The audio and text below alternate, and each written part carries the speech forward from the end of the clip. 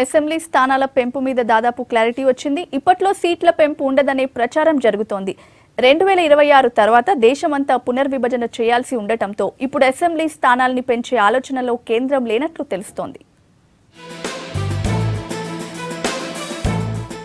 Assembly నియోజకవర్గాల పెంపు ఇప్పట్లో ఉండకపోవచ్చని తెలుస్తోంది. విభజన చట్టం ప్రకారం తెలంగాణలో అసెంబ్లీ స్థానాల సంఖ్య 119 నుంచి 153కు పెరగాల్సి ఉంది. ఏపీలో 175 నుంచి 225కు పెరగాలి. ఇందుకోసం 2 ఏళ్లుగా ఇద్దరు ముఖ్యమంత్రులు కేంద్రాన్ని అడుగుతున్నారు.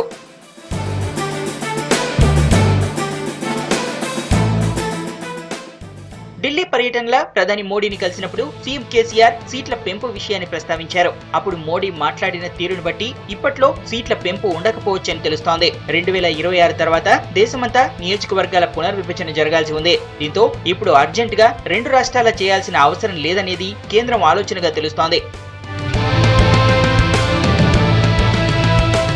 ఒకవేళ ఇప్పుడు ఆ ప్రక్రియ మొదలుపెట్టినా పూర్తి కావడానికి 5 ఏళ్ల టైం పడుతుంది. దీంతో పెద్దగా ఒరిగేదేమీ లేదని ప్రధాని అన్నట్టు తెలుస్తోంది. కేసీఆర్ కూడా సీట్ల పెంపు విషయాన్ని సీరియస్ గా తీసుకోవడం లేదు. అందుకే హోంమంత్రి రాజ్నాథ్ సింగ్ తో మీటింగ్ లో కూడా దీని మీద మాట్లాడలేదు.